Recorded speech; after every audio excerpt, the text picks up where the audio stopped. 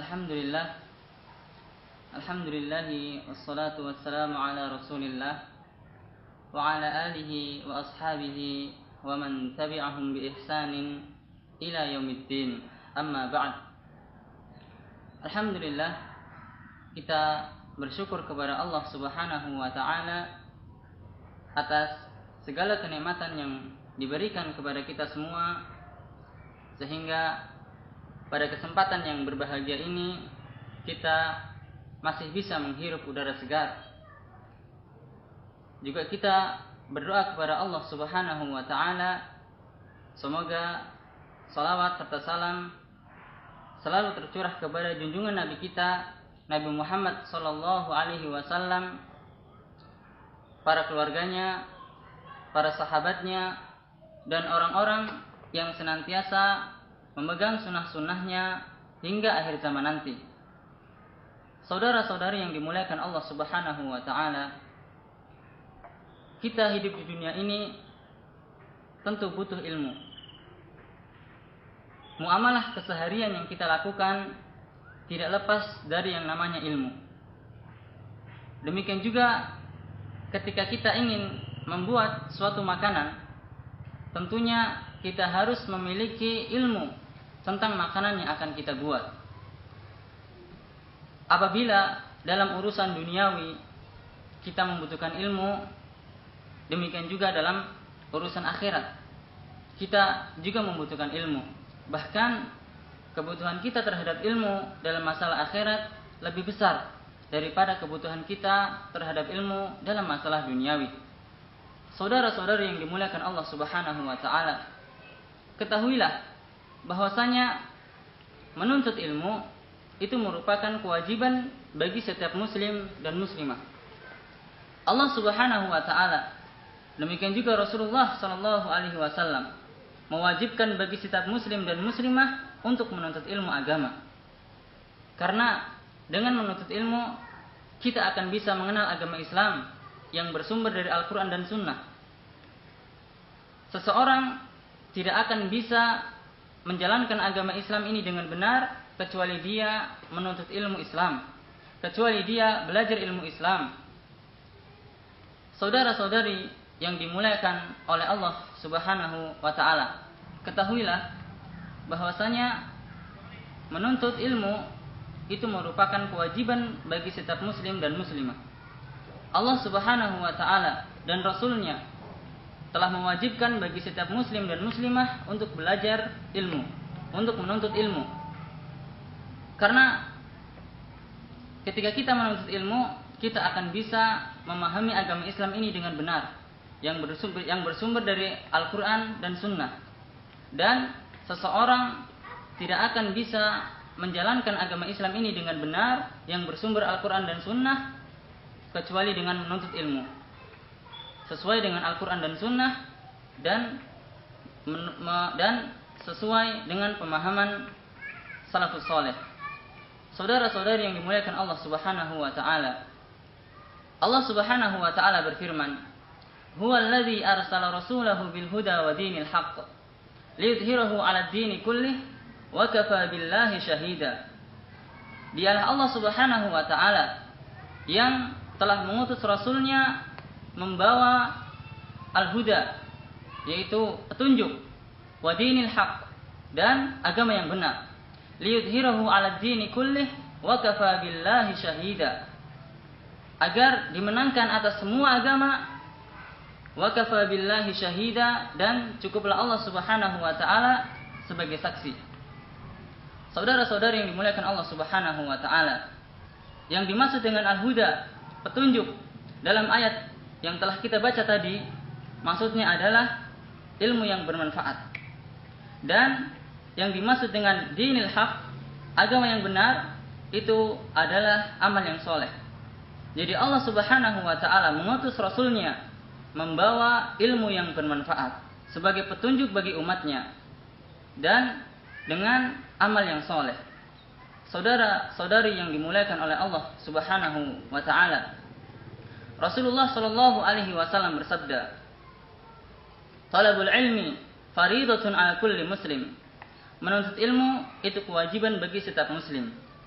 Dan masuk juga di dalamnya wanita muslimah juga wajib untuk menuntut ilmu. Dengan ayat dan hadis yang telah kita baca tadi, maka kita dapat mengambil kesimpulan bahwasanya wajib hukumnya bagi setiap muslim dan muslimah untuk menuntut ilmu agama.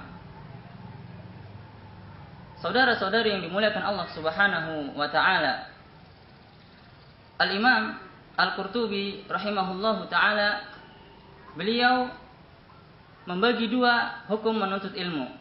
Yang pertama, fardu ain, wajib bagi setiap muslim dan muslimah untuk menuntut ilmu tersebut. Maka jika ada seorang muslim yang dia tidak menuntut ilmu tersebut, maka dia akan mendapatkan dosa. Seperti misalnya ilmu tentang sholat, kemudian ilmu tentang puasa, kemudian ilmu tentang zakat. Maka ini merupakan kewajiban bagi setiap muslim dan muslimah untuk menuntut ilmu. Setiap individu dari kaum muslimin wajib untuk menuntut ilmu tentang sholat. Kemudian yang kedua adalah fardu kifayah. Apabila ada seorang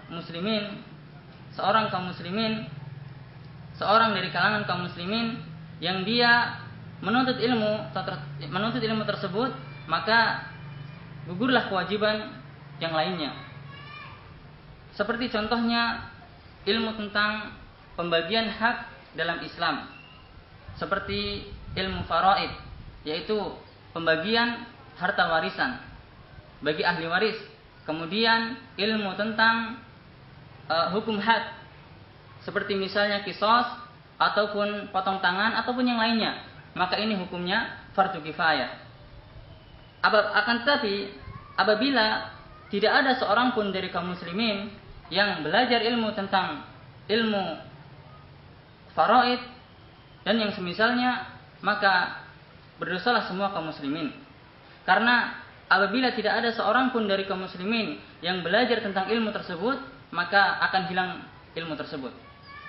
Saudara-saudari yang dimuliakan oleh Allah Subhanahu wa taala, menuntut ilmu itu merupakan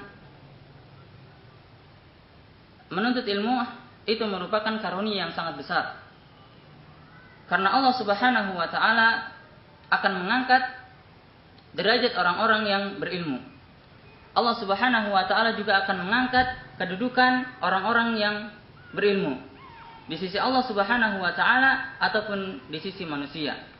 Allah Subhanahu wa taala berfirman, "Yarfa'illahu alladhina amanu minkum walladzina utul ilma darajat." Allah Subhanahu wa taala akan meninggikan orang-orang yang beriman di antara kalian dan orang-orang yang berilmu beberapa derajat. Allah Subhanahu wa taala akan mengangkat derajat orang-orang yang berilmu dan orang-orang yang beriman di sisi Allah Subhanahu wa taala.